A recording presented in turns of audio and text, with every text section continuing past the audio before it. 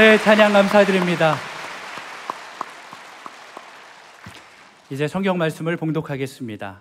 각 가정에서 온라인 생중계 예배로 참여하시는 성도님들께서도 함께 봉독해 주시기 바랍니다. 오늘 우리에게 주시는 하나님의 말씀은 사무엘상 7장 2절에서 14절까지의 말씀입니다. 제가 가지고 있는 성경은 구약 성경 417페이지입니다. 주신 말씀 중에서 사무엘상 7장 3절에서 6절과 12절에서 14절까지의 말씀을 교독하시겠습니다. 3절 제가 먼저 읽겠습니다.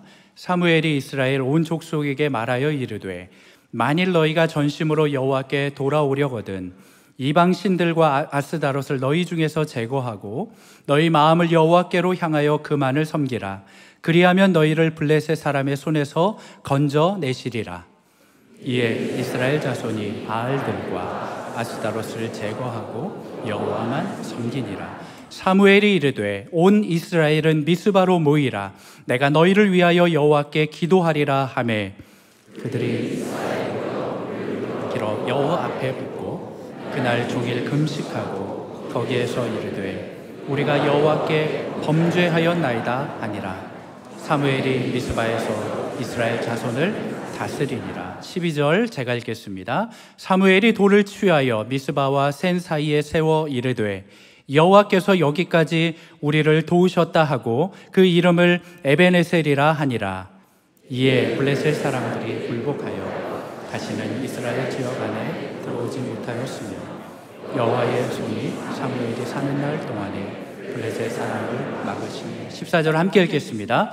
블레셋 사람들이 이스라엘에게서 빼앗았던 성읍이 에그론부터 가드까지 이스라엘에게 회복되니 이스라엘이 그 사방 지역을 블레셋 사람들의 손에서 도로 찾았고 또 이스라엘과 아모리 사람 사이에 평화가 있었더라. 아멘. 십자가의 은혜와 예수님의 보혈의 능력이 여러분들 머리끝부터 발끝까지 덮어주시기를 바랍니다.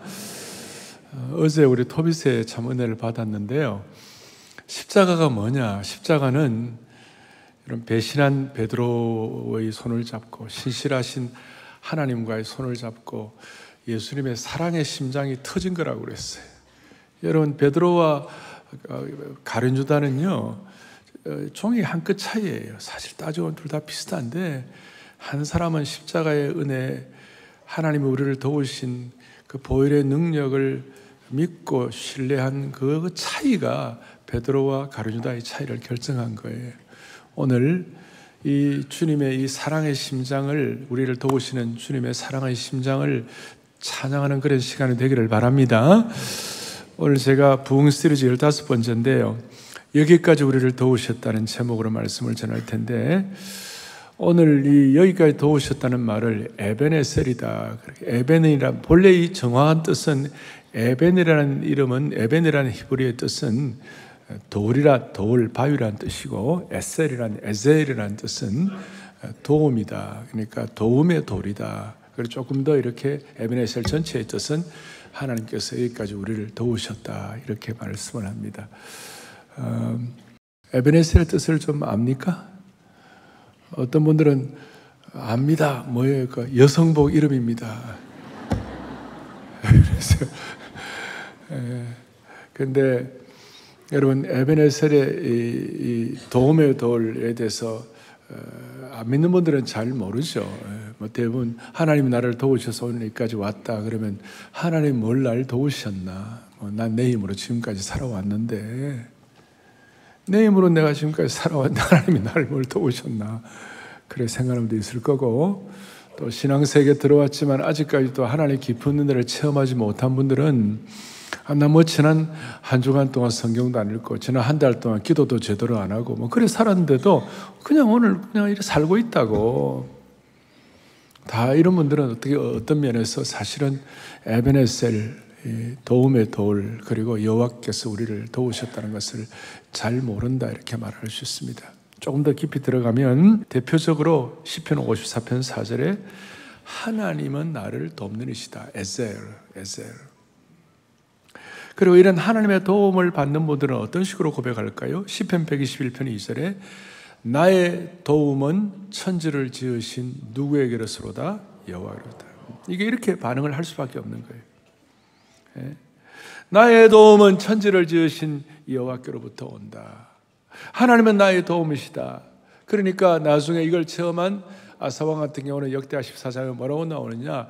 강한 자와 약한 자 사이에는 주밖에 도와줄 수가 없습니다.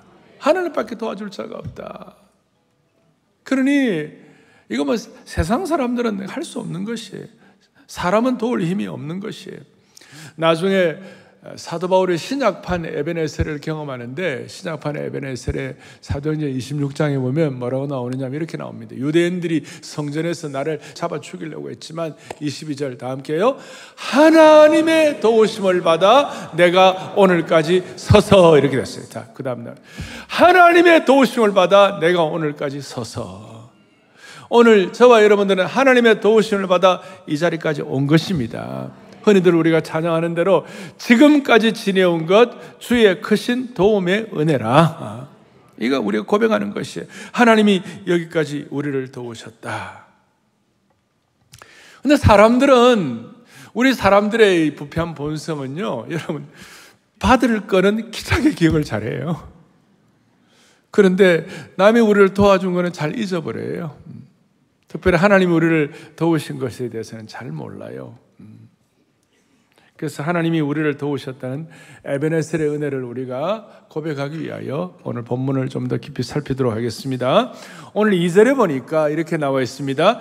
괴가 기럇 여아름에 들어간 날부터 20년 동안 오래 있은지라. 하나님은 언약궤가 존중받고 이렇게 되어야 되는데 기럇 여아름이라는 한쪽 지방 구석에서 홀대를 당하고 있었어요. 그러고 난 다음에 무슨 일이 벌어졌는가? 그러니까 이스라엘 어려움 가운데 있으니까 3절에 뭐라고 되어 있냐? 이렇게 나와 있어요.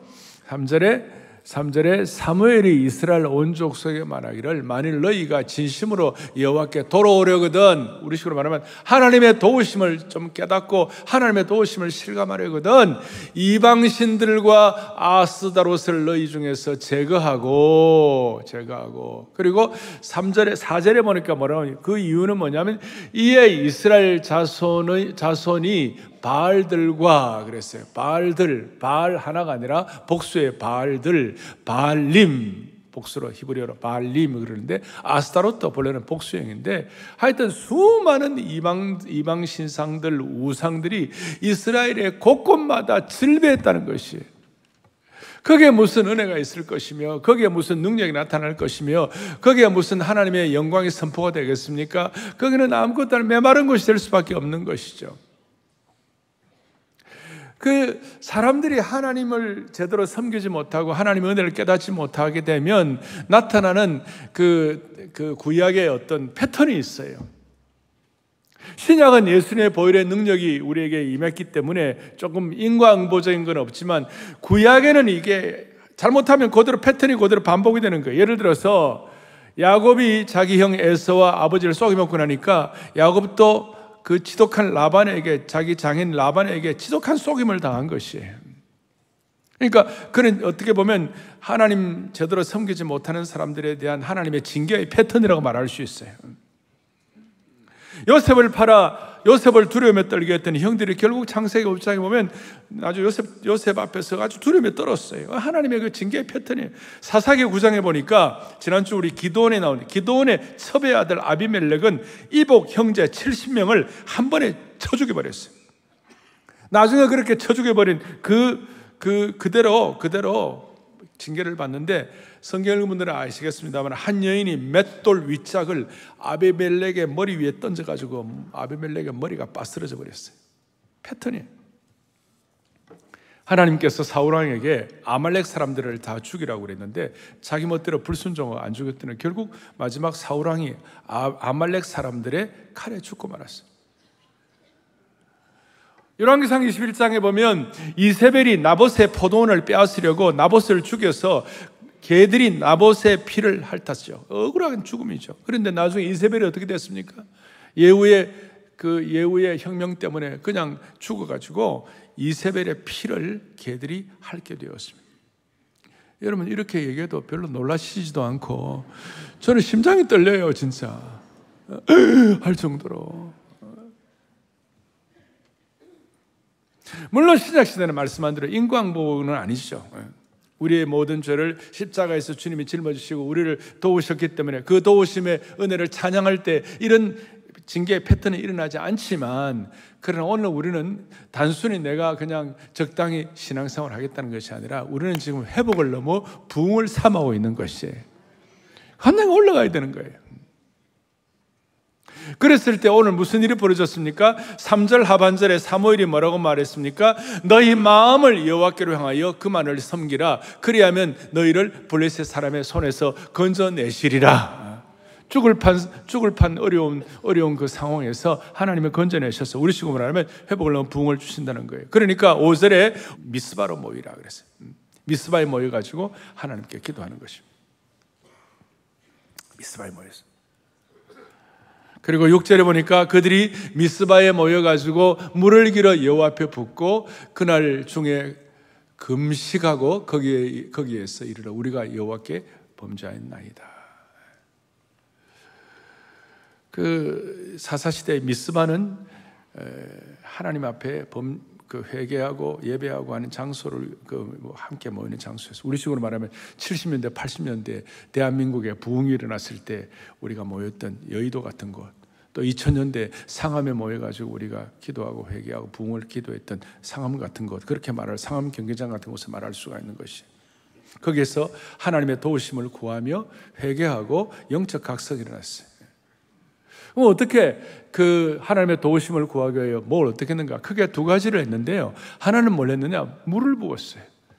물을 길어 여호와 앞에 붓는, 물을 붓는 의식. 이게 뭘까요? 물을 부은 이유는 현실이 너무 아프고 메마르고 절망적이기 때문에 생명 연장의 가장 기본 요소, 생명의 핵심이 뭐냐면 물을 마시는 거 아닙니까? 그러니까 내가 물을 붓는다는 것은 내가 물을 마시는 것을 절제하고 이거 하나님 앞에서 회개한다 이거예요. 그러니까 영적으로 부도 위기와 파산 상태에 있기 때문에 내가 하나님 앞에 내 생명의 핵심인 물을 부어가지고 내 인생을 주님 앞에 겸손하게 낮추고 내 인생을 절제하오니 자기 절제를 선언하는 것이에요. 그리고 혼자서만이 아니라 전민족 공동체가 나와서 같이 회개하게 된 것입니다. 골방에서 회개하는 것도 중요하지만 함께 모여 회개하는 것이 부흥을 경험하는 중요한 디딤돌이 되는 겁니다. 그러니까 물을 붓는 의식, 또 하나는 뭐였어요? 금식했다. 그날 종일 금식했다. 이것도 비슷한 개념이죠. 금식은 생명 보존에 가장 중요한 먹는 것을 박탈하는 것이죠. 그러니까 나는 하나님의 이 징계를 받아도 마땅한 자입니다라는 그런 마음을 가지고 회개하는 마음으로 내 생명 보존에 가장 중요한 음식 먹는 거 내가 박탈함으로 말미암아 내가 살고 죽는 것이 이제는 하나님께 달려 있습니다. 내가 살고 죽는 것이 하나님께 달려 있으니까 이제는 하나님의 도움이 없이는 내가 살 수가 없는 존재입니다.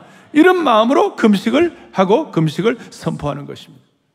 육신의 물을 먹지 않는 것, 육신의 금식도 이게 있는 것이지만 내 영혼과 내 영혼의 마음이 갈급하다. 이걸 주님 앞에 고백하는 것이. 그래서 이제 우리가 이런 물을 붓는 의식, 금식하는 의식이 소중하죠. 이거 하나님 앞에 나를 전적으로 맡기고 하나님의 도우심을 간구합니다라고 하나님 앞에 간절히 했더니 그러면 이제 문제가 해결되고 다 은혜가 되고 하면 얼마나 좋겠어요? 근데 7절에 무슨 일이 벌어졌는가? 참 7절에 안타까운 일이 벌어지는 거예요. 이스라엘 자손이 미스바에 모였다 함을 블레셋 사람들이 듣고 그들의 방백들이 이스라엘을 치러 올라왔어요. 이 기가 막힌 일이에요. 여기는 지금 이렇게 표현되어 있지만 다른 번역서에 보면 블레셋 사람들의 통치자들과 병력, 총병력들이 다 모여가지고 이스라엘을 치러 올라왔다 그렇게 되어 있습니다.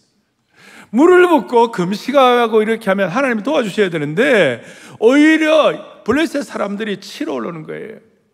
그리고 그 당시에 이스라엘 백성들은 아직까지 철기 문화가 아니었어요. 그런데 블레셋 사람들은 히타이트 영향을 받아가지고 블레셋 사람들은 철기 문화를 익숙한 사람들이고 철병거와 그 다음에 철기 그 무구를 가지고 이스라엘 공격하니까 이스라엘 백성들 입장에서는 그냥 막대기와 그 다음에 뭐 칼, 창 정도 있으니 마치 뭐 간다 하면 이거는 뭐 그냥 토끼몰이 하듯이 그렇게 되는 정도예요. 그러니까 블레셋의 그 강력하고도 당시에 현대화된 그런 전쟁 앞에서 이스라엘 백성은 할 길이 없는 거예요.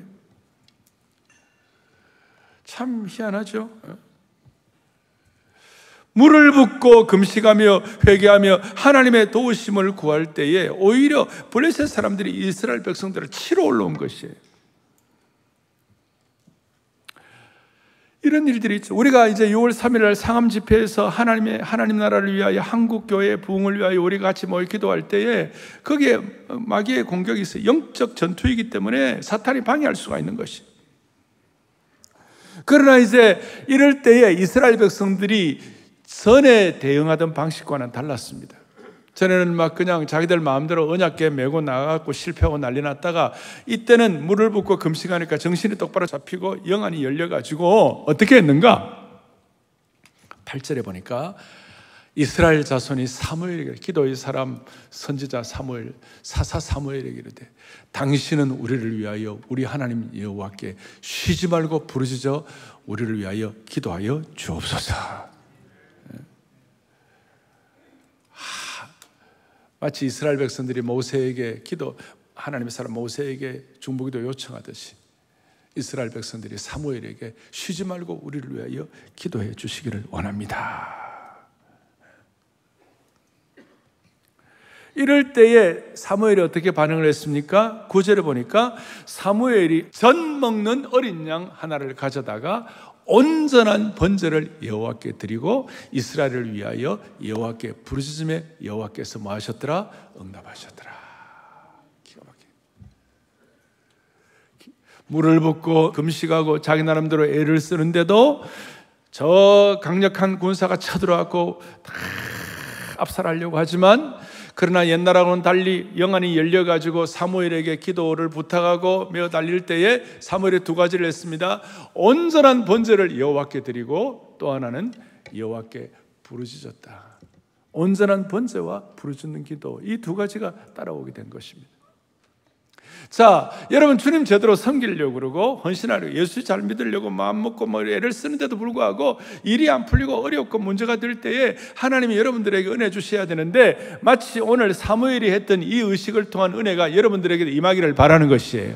그게 뭐냐? 첫 번째는 온전한 번제예요. 우리식으로 말하면 제대로 된 예배, 생활 예배, 공적 예배, 이런 예배가 살아갖고 다시 한번 온전한 예배, 우리 순전한 어린 양을 드리는 것처럼 온전한 예배를 주님 앞에 올려드리고, 또 하나는 부르짖는 기도, 내가 할 수 있는 최선의 기도, 간절한 기도, 하나님 앞에 심정을 토하는 이 간절한 기도를 주님 앞에 올려드릴 때에 무슨 일이 벌어지는가? 두 가지 다시 한번, 온전한 번제와 또 하나는 뭐였어요? 부르짖는 기도. 이 두 가지를 하게 되니까 드디어 10절에 무슨 일이 벌어졌는가? 10절에 같이 보죠.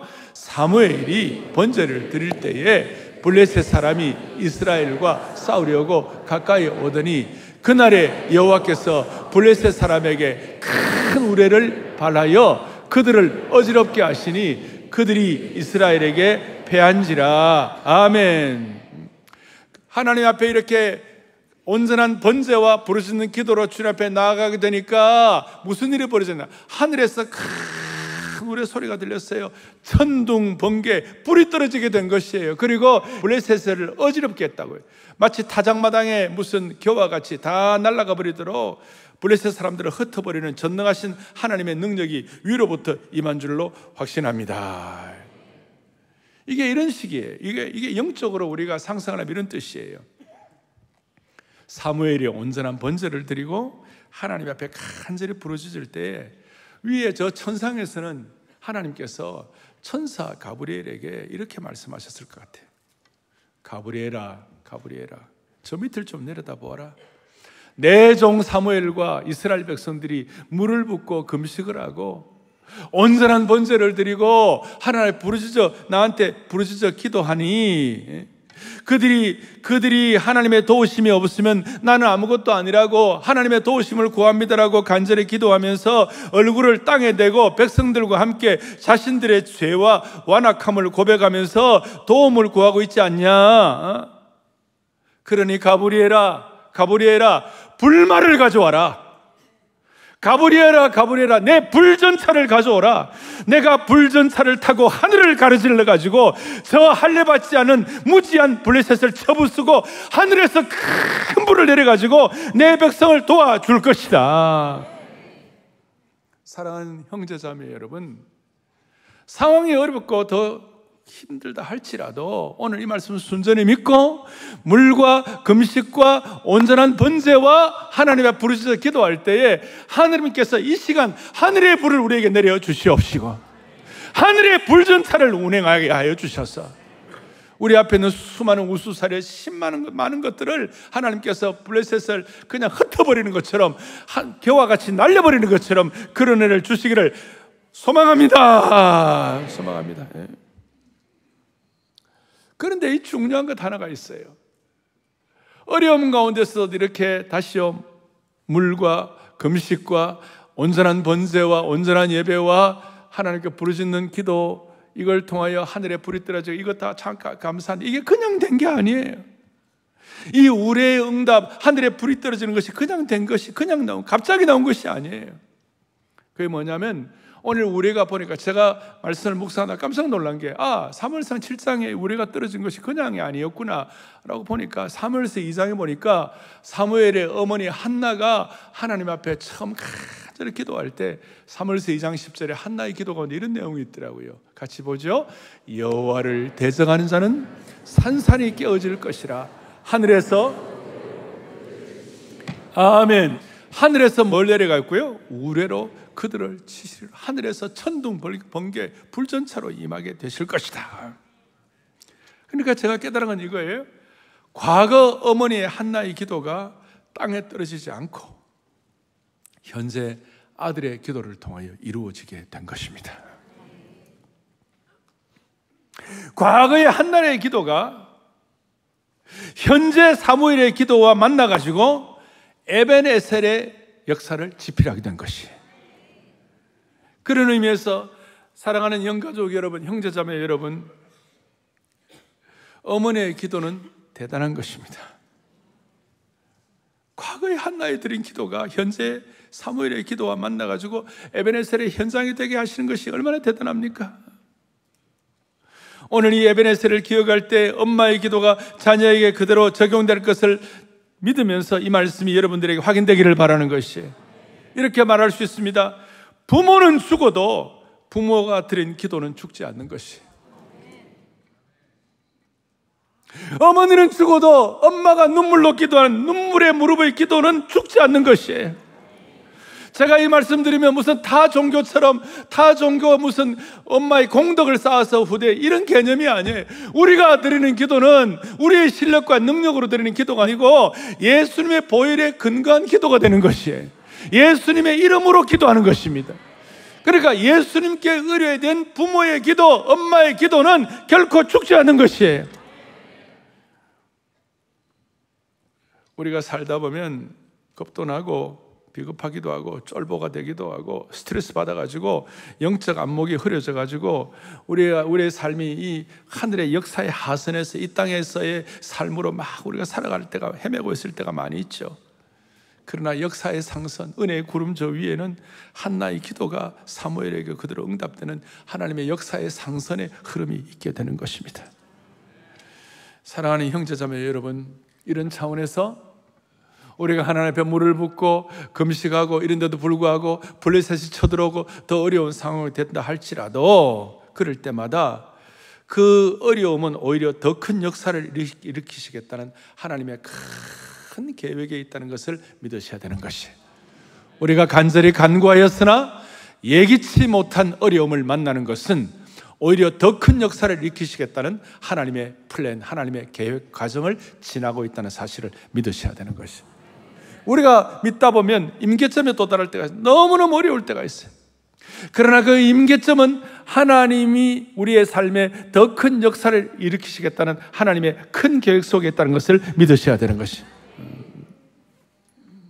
다시요, 우리가 네 가지 물을 붓고 금식하고 우리의 생명의 핵심들인 것들을 주님 앞에 내어놓으면서 우리가 절제하고 온전한 예배, 온전한 부르짖음, 오늘 이런 온전한 예배는 이 주일 예배도 포함될 것이고 여러분 개인적으로 생활 예배도 포함될 것이고 더더구나 우리가 부르짖는 것은 토요일 날 토비세에 제가 그렇게도 번호가 7,000번까지 줘가지고 7,000번까지 줘가지고 제가 하는 이유가 여러분 하늘에서 하늘의 철병거가 움직이기 위한 것이에요. 다시 어디 갔어요? 어디 갔어요? 제가 제 거 긴 거 있거든요. 저는 1번을 지키겠어요. 저 혼자만이 아니라 수많은 분들이. 다시요, 이 네 가지가 잘 되면 하늘의 천둥번개와 우레로 하늘의 불병거와 불말로 하나님께서 한꺼번에 처리해 주실 것입니다. 11절 이스라엘 사람들이 다 같이요, 이스라엘 사람들이 미스바에서 나가서 블레셋 사람들을 추격하여 벳갈 아래에 이르기까지 쳤더라. 여기의 의미는 완전한 대승을 했더라, 완전한 승리를 했더라. 그리고 12절에 여러분 잘 아시는 대로 다 함께요. 사무엘이 돌을 취하여 미스바와 센 사이에 세워 이르되 여호와께서 여기까지 우리를 도우셨다 하고 그 이름을 에벤에셀이라 하니라. 아멘, 아멘, 아멘. 여호와께서 여기까지 우리를 도우시고 에벤에셀이라 하니라. 그 결과 13절 이에 블레셋 사람들이 굴복하여 다시는 이스라엘 지역 안에 들어오지 못하게 하소서. 여호와의 손이 사무엘이 사는 날 동안에 블레셋 사람을 막으셨다. 할렐루야. 사무엘이 사는 날 동안에 블레셋 사람을 막아주신 줄로 확신합니다. 사랑하는 형제자매 여러분, 우리 개인의 부흥과 은혜는 국가와 민족 공동체 역사도 바른 방향으로 가게 하는 것입니다. 저는 휴전선이 뚫리지 않는 것이 정치를 잘했다고 생각하지 않습니다. 이와 같이 예배드리고 주님 앞에 마음을 다하여 나라와 국가를 위하여 정말 구국 기도를 하고 하나님 앞에 헌신하고 부르짖는 그 기도 때문에 아직까지 휴전선에 뚫리지 않는 줄을 믿는 것이에요. 우리는 3.1절을 맞이할 때마다 무슨 생각을 합니까? 여러 가지가 있습니다만 여러분이 3.1절은 대한민국 기독교가 하나님 앞에 부르짖는 기도와 물과 금식을 통하여 모두가 다 하나님 앞에 나아가고 대한민국 기독교가 감당한 참으로 큰 몫을 감당한 역사였다고 저는 확신하는 것이에요. 그 이유가 뭡니까? 그 당시에 1.7%밖에 안 되는 기독교였지만 3.1절에 33명의 대표들 가운데 반 16명이 우리 그리스도인들이었어요. 그리고 사실 천도교 많이 들어왔습니다. 우리가 좀 이렇게 너무 기독교가 많으면 안 되니까 이렇게 서로 잘 균형을 잡자 이렇게 한 거. 사실은 기독교인들이 거의 대부분이었어요. 그 이유는 전국의 75개의 3.1절이 일어났던 거점이 대부분 75%가 교회를 거점으로 된 거예요. 75개가 아니라 75%가 교회를 거점으로 된 것이에요. 교회가 거점이었어요. 이런 면에서 한국 그리스도인들은 3.1절에 관한 자부심을 가져도 괜찮습니다. 이런 은혜가 오늘 지금까지 흘러온 줄로 확신하는 것이에요. 무슨 말입니까? 3.1절 지나고 40일 만에 3.1절 지나고 딱 1919년 3.1절 지나고 딱 40일 만에 상해 임시정부가 세워졌습니다. 상해 임시정부가 세워졌을 때 상해 임시정부에서 뭘 선언했습니까? 뭐 여러 가지 있지만 상해 임시정부의 임시정부 선언문 가운데 우리는 조국, 조선의 정치적, 민주적, 자주 독립만이 아니라 신국을 건설하려고 한다. 상해 임시정부의 저기 전문에 저런 게 신국, City of God, 어거스틴이 얘기했던 하나님의 나라를 건설하려고 한다. 이것이 3.1절 지나고 40일 만에 하나님 앞에서 많은 그리스도인들 지도자들이 저걸 선포하게 된 것이에요. 그 당시에 상해 임시정부의 대통령이 이승만 대통령 아니었습니까? 임시정부 수반. 하신 거. 그래서 여러분 동해물과 백두산이 마르고 닳도록 안익태 요간 분도 있는데 아니에요. 우리 애국가에 하나님이 보호하사 우리나라 만세. 오늘 이 마음 가질 때 이 은혜의 흐름이 지금 오늘까지 그나마 하나님 불쌍히 여기서가 여기까지 오게 된 것이에요. 다시요, 우리가 물을 붓고 금식하고 온전한 번제 예배를 드리고 하나님 부르짖어 기도할 때에 민족적인 부흥도 주님이 허락해 주시는 것입니다. 그러니까 그때의 기도가 1919년 우리 상해 임시정부에 신국을 건설한다는 그런 마음에 그것이 아까 한나의 기도가 사무엘의 기도로 현재로 응답된 것처럼 19전의 그 소망이 1948년도 재헌국회하면서 우리나라 임시정부 건국이 될 때에 기도하면서 이윤영 목사님이 기도하면서 그렇게 된 거 아닙니까? 이제 좀 정리를 하겠습니다. 오늘 이 시대에 우리가 물과 금식과 온전한 번제와 예배와 부르짖는 기도를 드린다는 것이 어떤 뜻입니까? 물은 우리 입장에서 볼 때 예레미야가 2장 19절에 놀라운 말씀이 있어요. 내 마음을 주의 얼굴 앞에 물 쏟듯 할지어다. 물 쏟듯 할지어다. 우리 마음을 주님 앞에. 시편 60편에 보니까 그의 앞에 마음을 통하는 것이 마음을 통하는. 하나님 앞에서 양동이에 물을 붓는 것처럼 남김없이 철저하게 내 마음을 물 쏟듯 내어놓는 것이. 주여, 내가 쏟아놓은 물처럼 되어가지고 하나님 앞에 서 있습니다. 이제 내 마음에 남아있는 것이 없습니다. 모든 것 주님 앞에 다 내려놓습니다. 그러니 주님이 날 도와주옵소서. 에베네셀의 은혜가 있게 하여 주옵소서. 그래서 우리가 온전한 주님의 도움을 받기 위한 온전한 기도가 뭘까? 주님의 도움을 받기 위한 부르짖는 기도, 각성의 기도가 뭘까? 저는 주님 앞에서 저 자신을 돌아볼 때마다 한 번씩 제가 움찔움찔할 때가 있는데 그것이 뭐냐면 우리의 범죄는 지금도 예수님을 못 받고 있는 것이. 그냥 우리가 뭐 범죄하고 죄 회개하고 각성하고 그럴 때 주님, 주님의 피로 내 죄를 용서받게 하옵시고 주님의 피가 내 죄를 용서하게 해주신 줄로 믿습니다. 이렇게 얘기하는데 이 정도가 아니에요. 지금도 이게 복음의 깊이에 들어가 보면요, 지금도 우리가 회개할 때 참된 그리스도인은 단순히 내 편에서 내가 잘못했습니다 정도가 아니라 우리가 회개할 때 어떤 뜻이 포함되는가 하면요, 온전한 회개가 되고 하나님의 온전한 도우심을 받기 위해서는 우리의 마음속에 이런 깨달음을 가져야 될 것이 뭐냐면, 내 죄가 지금도 하나님의 마음을 슬프게 한 걸 회개해야 되는 것이에요. 그저 잘못한 정도가 아니에요. 무슨 말이냐면, 지금도 깊이 들어가면 우리의 죄가 예수 그리스도께 지금도 계속 상처를 입히는 것이에요. 예수님께 상처를 입힌 것에 대한 가책을 느끼면서 회개하는 것이에요. 내 죄가 지금도 예수님을 십자가에 못 박고 있는 거예요. 마치 로마 병정처럼. 그러니까 내 죄가 해결된다는 것이 단순히 예수님 앞에 나가고 십자가에 보혈로 은혜 받는 이 정도가 아니라, 이렇게 생각할 정도가 아니고 그냥 지나치지 말고, 나의 죄를 씻기기 위하여 예수님의 보혈을 흘린다는 것 정도가 무슨 뜻인가 하면, 지금도 내 죄가 예수님의 몸에 상처가 나게 하고 그 상처로부터, 예수님의 상처로 피가 흐르는 걸 의미하는 것입니다. 내 죄가 예수님의 몸에 피를 흘리게 한다. 내가 한 번씩 죄를 지을 때마다 그걸 생각하면요, 기가 막힌 거예요. 오늘 우리가 회중 찬송을 부르면서 나의 죄를 씻기는 예수의 피밖에 없네, 그 찬송을 여러분들이 힘차게 간절하게 불렀습니다만, 이제 우리 한 걸음 더 나아가자고요.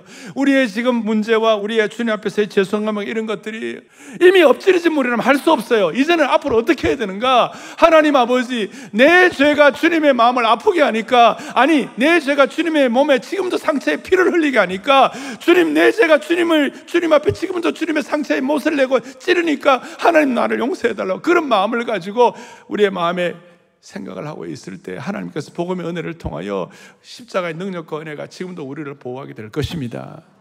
우리의 가정을 지키게 할 것이고, 우리의 젊은이들의 장래를 주님이 보장하게 하실 거예요. 이래야 한국이 살고 가정이 살고 이 민족이 살게 되는 거 아니겠어요? 에베네셀이란 말, 하나님이 우리에게 도우신다는 말, 여기까지 도우신다는 말, 도움의 도리라는 말은 단순히 과거 하나로 끝나는 것이 아니라 현재와 미래를 결정하는 것이에요. 다 연결되게 되는 것이. 어떤 뜻입니까? 과거와 현재, 미래를 주님이 다 도우신다는 말. 하나님은 과거에 불 속에서도 지나가게 하셨어요. 홍수 가운데서 민족을 보호해 주셨어요. 바다도 지나가게 해 주셨어요. 여러분들이 이런 얘기를 하면 구약의 수많은 일들이, 근데 이게 오늘 우리의 삶의 현실로도 만들어 주시는 것이에요. 우리의 삶에 불도 지나가게 하는 것이에요. 다니엘의 세 친구를 기억해 보세요. 어떤 이는 홍수도 지나가게 하는 거예요. 노아를 생각해 보세요. 어떤 이는 바다도 지나가게 하는 거예요. 홍해를 생각해 보세요. 어떤 이는 피의 전쟁도 이겨내게 하시는 것이에요. 다윗을 생각해 보십시오. 욥처럼 큰 슬픔도 이겨내게 하시는, 우리를 도우시는 하나님을 찬양하는 것입니다. 그래서 마지막 다윗이 고백한 대로, 주께서 나를 도우지 않으셨다면 내 영혼이 적막 가운데 거하였으리라. 시편 94편 17절 크게 읽겠습니다. 여호와께서 내게 도움이 되지 아니하셨다면 내 영혼이 벌써 침묵 속에 잠겼으리라. 아멘. 하나님 도우시지 않으면 우리는 nothing이에요. 하나님 도움 없어도 내 마음대로 살 수 있다, 이렇게 생각한 것, 교만을 회개하고 그냥 하나님의 도우심에 대한 간절한 사모함이 없이, 여러분, 하나님이 나를 도우신 이 은혜의 돌비를 날마다 우리는 세워야 되는 거예요. 이거 없이 그냥 적당하게 살아도 신앙생활 잘 될 수 있다는 거, 이런 거 정말 마음, 정신 번쩍 들어야 되는 것이고, 그럴 때 하늘에서는 가브리엘과 함께 불물과 불병거로, 불전차로 우리를 도와주실 것입니다. 홍수도 지나가게 하시고 불 사이로도 지나가게 하시고 피의 전장에서도 우리를 지켜주실 것입니다. 이걸 여러분들이 믿음으로 고백하는 이번 한 달, 또 주님이 주신 우리의 삶의 여정이 되기를 축원합니다. 나 믿노라, 나 믿노라. 어제 토요일 새벽에 나 믿노라, 나 믿노라. 주님이 우리를 배신한 베드로와 신실하신 하나님 사이에 심장 파일이, 사랑의 심장 파일이 될 정도로 그렇게 우리를 참 보호하시고 지켜주셨다고 그랬어요. 이걸 우리가 믿는 것입니다. 여기까지 도우신 걸 믿는 것이요. 나 믿노라, 나 믿노라. 찬양하십시다. 나 믿노라.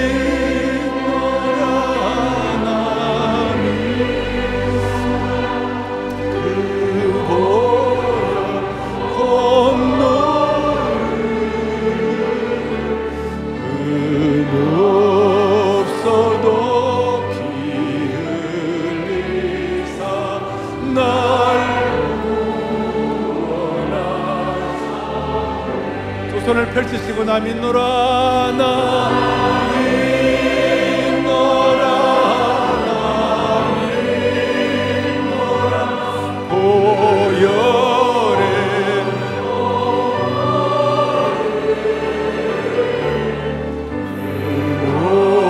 없어도 날